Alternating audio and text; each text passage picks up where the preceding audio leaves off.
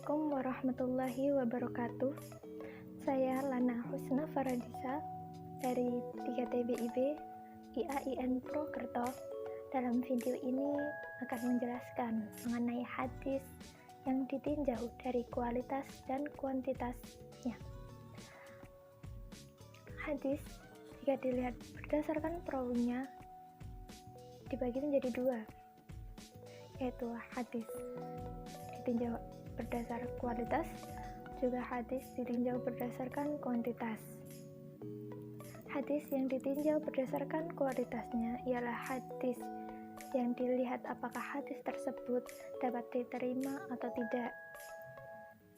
Macam-macamnya, ada hadis sahih, ada hadis hasan, juga ada hadis dhaif. Untuk hadis sahih ialah hadisnya itu sanadnya bersambung, lalu perawi-perawi yang meriwayatkan hadis itu berkualitas, juga kuat hafalannya. Dalam sanad dan matanya, hadis sahih itu tidak ada syadz juga ilat. Lalu selanjutnya ada hadis hasan. Hadis hasan itu sama seperti hadis sahih, namun yang membedakannya adalah pada tingkatan perawinya.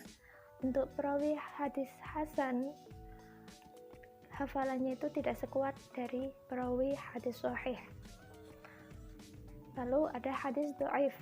Hadis dhaif itu adalah hadis yang tidak memenuhi persyaratan dari hadis sahih dan hadis hasan. Terdapat nazam dari Al-Baiquni itu wa kullu ma qarut bihil husni qasar bahwa dhaif wa huwa aqsa man katsur, yang memiliki maksud bahwa setiap hadis di bawahnya hadis hasan itu adalah hadis yang dhaif, adalah hadis dhaif, dan macamnya itu ada banyak. Berdasarkan dari nazam tersebut dapat kita pahami bahwa hadis di atas bahwa hadis sahih itu tingkatannya berada di atas hadis hasan. Jadi kualitas tertinggi dalam sebuah hadis itu disebut hadis sahih, lalu baru ada hadis hasan. Dengan hadis dhaif itu berarti adalah hadis yang lemah karena tidak memenuhi persyaratan hadis sahih dan hadis hasan. Para ulama mengatakan bahwa ada berbagai sebab mengapa hadis itu menjadi dhaif, mengapa hadis itu ditolak dan tidak dapat diterima. Sebabnya itu ada banyak, namun sebab utamanya ada dua, yaitu sanad yang terputus dan adanya perawi yang bermasalah. Di sini saya akan menyebutkan beberapa hadis dhaif berdasarkan keterputusan sanad, yaitu ada hadis mu'allaq, yaitu hadis yang perawinya tidak disebut dari awal. Jadi ada beberapa yang dihilangkan, entah itu satu, entah itu dua atau lebih. Intinya hadis tersebut perawinya tidak disebut dari awal. Lalu ada hadis mursal. Hadis mursal itu adalah hadis yang tidak menyertakan riwayat dari sahabat. Sedang kita tahu bahwa hadis itu pasti diriwayatkan oleh sahabat, karena tidak mungkin tabi'in itu bertemu dengan Rasulullah Shallallahu Alaihi Wasallam. Lalu ada juga hadis mudhal, ada hadis muqati, ada hadis mudallas, tadlis suyuh, ada mursal khafi. Lalu untuk hadis segi kualitas yang tidak sesuai dengan sahih, hasan, dhaif, di luar itu semua disebut hadis palsu atau hadis maudhu'. Demikian penjelasan saya mengenai hadis yang ditinjau berdasarkan kualitasnya. Lalu kemudian adalah hadis yang ditinjau berdasarkan kuantitas. Hadis berdasarkan kuantitasnya itu adalah hadis yang dilihat banyaknya rawinya. Ada berapa banyak rawi yang meriwayatkan hadis tersebut. Hadis yang ditinjau berdasarkan dari kuantitasnya dibagi menjadi dua, yaitu hadis mutawatir dan hadis ahad.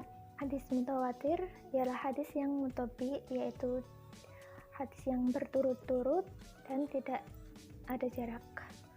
Hadis mutawatir itu adalah hadis yang diriwayatkan oleh banyak orang dan tidak mungkin bagi mereka untuk berdusta. Hadis mutawatir dibagi menjadi 3, yaitu mutawatir lafzi, ma'nawi, dan amali.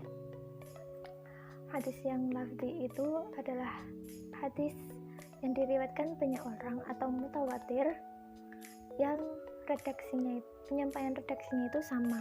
Jadi lafaz yang disampaikan dari setiap perawi itu sama.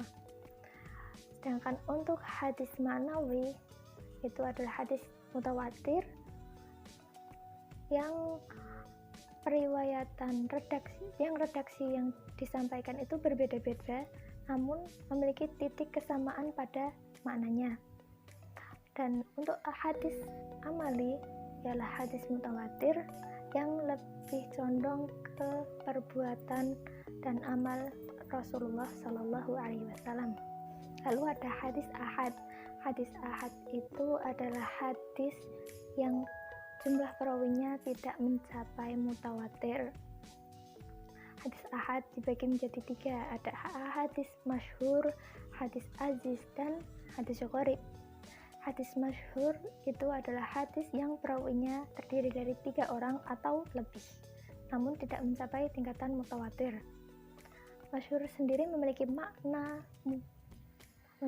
populer, dan para ulama membaginya menjadi 3, yaitu hadis masyhur di kalangan muhaditsin, lalu hadis yang masyhur di kalangan ahli disiplin keilmuan atau di disiplin keilmuan tertentu.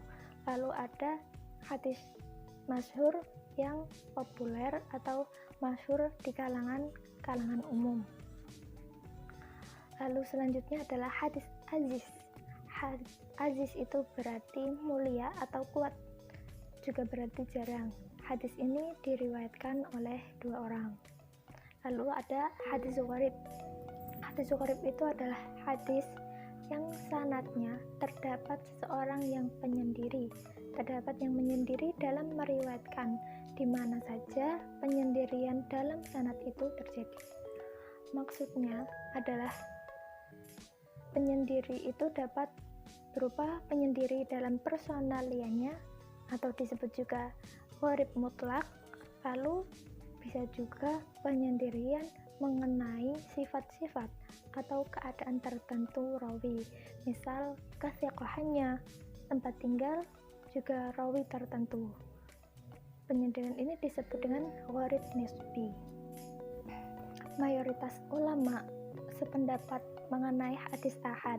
Apabila hadis ahad itu maqbul atau dapat diterima atau sahih, itu dapat dijadikan sebagai dasar hukum Islam. Adapun mengenai akidah, ada beberapa pendapat yang netral. Para ulama berpendapat bahwa hadis ahad yang sahih itu dapat dijadikan hujjah atau dalil, asalkan hadis tersebut tidak bertentangan dengan Al-Quran, tidak bertentangan dengan hadis-hadis sama yang lebih kuat, juga tidak bertentangan dengan akal. Demikian penjelasan saya mengenai hadis yang ditinjau berdasarkan dari kualitas juga kuantitasnya. Saya mohon maaf apabila ada kekurangan pada saya dalam penyampaiannya. Terima kasih. Assalamualaikum warahmatullahi wabarakatuh.